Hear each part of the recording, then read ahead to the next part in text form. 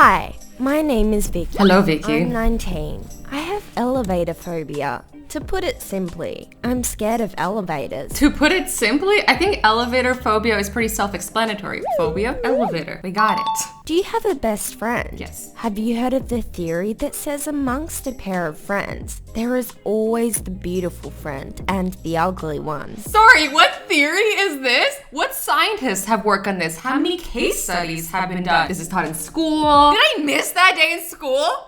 Am I the ugly one? Whoa. Unfortunately, I'm the latter. Aww. My best friend Phoebe has long, beautiful legs, hair like that of a model, teeth are like pearls, her eyes are the color of a sea wave. If about me, then I have short legs. Also, she's bow legs. Why they gotta do her like that? I actually have double jointed legs and my legs go out backwards like a flamingo, so you know, I feel you, girl. Hair's so thin that I can brush them with 3 fingers, and I won't say anything about my teeth. Me and Phoebe grew up together. We were also neighbors. We lived in the same apartment building. I like how these stories all start the same. They're all like, oh, everything was great until something tells me something's gonna go wrong. Our building was really old, so there was always something breaking here. I can't remember a single month in my life that everything was fine. Either a light bulb burns out. Okay, a light bulb burning out. I think that's a pretty standard maintenance thing. I don't think it has anything to do with how old your building is. Or a window gets stuck. Or a railing falls off. Okay,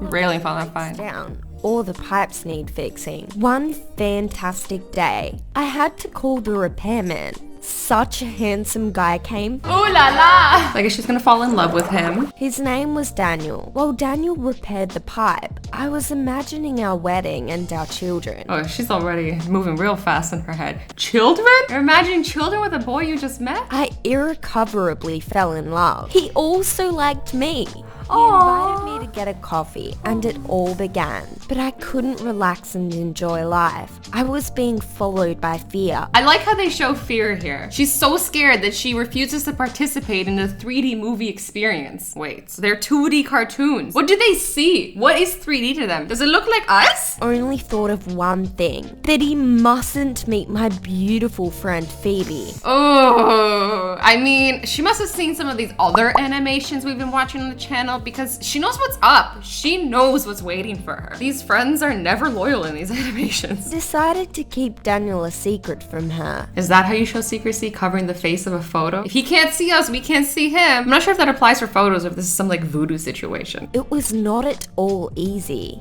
Phoebe was constantly near me. She asked about him, how he looks, what he wears, even how he kisses. It was just impossible to withstand. She's just curious, I guess? She would also peep into my phone when I texted him. I knew that I wouldn't be able to keep Daniel hidden from my crazy, beautiful friend. And then it indeed happened. But I could never have imagined what happened. What even happened? in my worst dreams.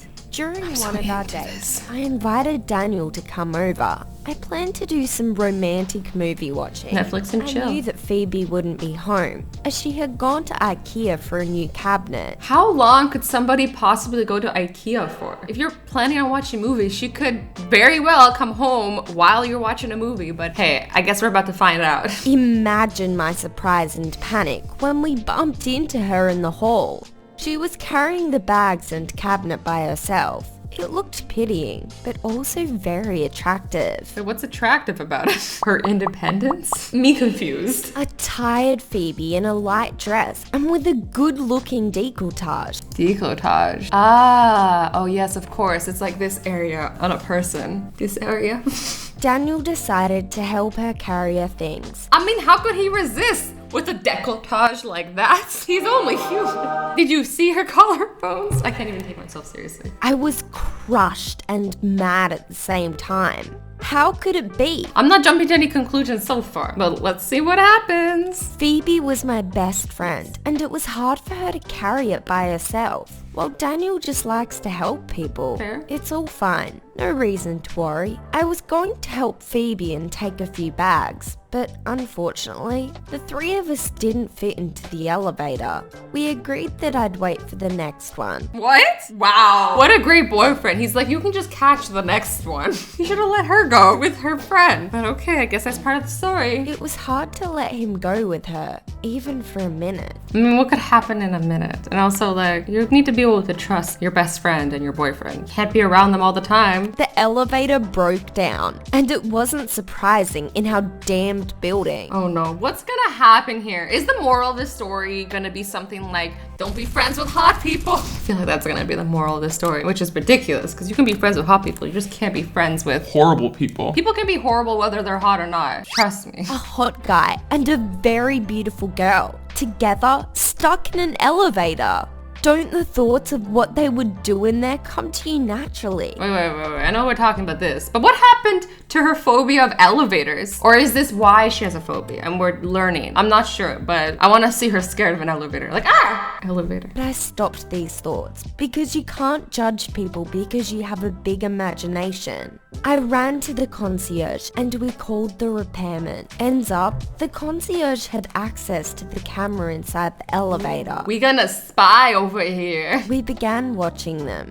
At first, they just talked, but an hour passed and no one from the repair company came. Don't you guys know? A poor girl over here is stressing. Come help her out. I asked the concierge to call them again. We were told that the team was sent out, but it was stuck in traffic. Can you imagine sitting there watching people in an elevator for an hour? That's boring, and that's also how much you just trust them. How much longer were we to wait?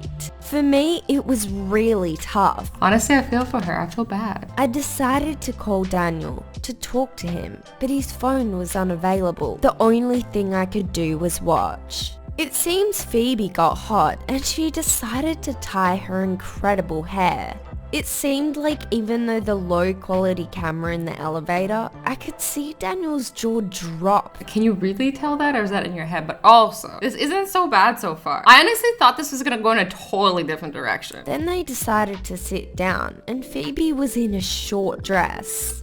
She sat in such a cute way, as though she was showing off her legs. They came closer and closer to each other. Daniel made her laugh and she touched him on the shoulder. Oh no, this is going in a direction I thought it was going, I think. Ooh, I was trying to give them a benefit of a doubt, but you know, here we are. I felt like my heart stopped. It was so hurtful to watch them. Daniel put his hand on Phoebe's knee. Ooh, it's getting spicy. He came close to her with his face, about to kiss, and suddenly the light went out. No!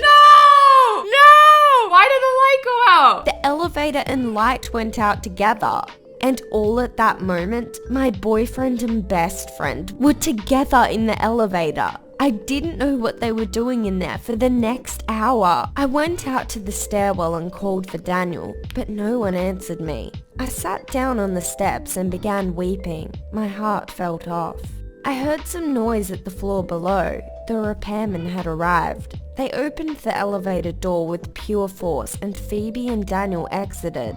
Her dress was crumpled, Wait. her lipstick smeared, while his shirt was unbuttoned. His shirt's unbuttoned? Her lipstick is smeared? This is looking real sus. Real suspicious. I won't trust them for a second. You see how that went? I just needed a little bit of proof, and now I'm like, Phoebe and Daniel assured me that nothing happened between them. But I Okay. knew my friend too long to know when she was lying. Phoebe ran home crying, even leaving her things. Daniel was upset with me and we argued so badly. Wait, why is he upset with you? We broke up. I regret being so harsh with them. Is it possible that nothing happened between?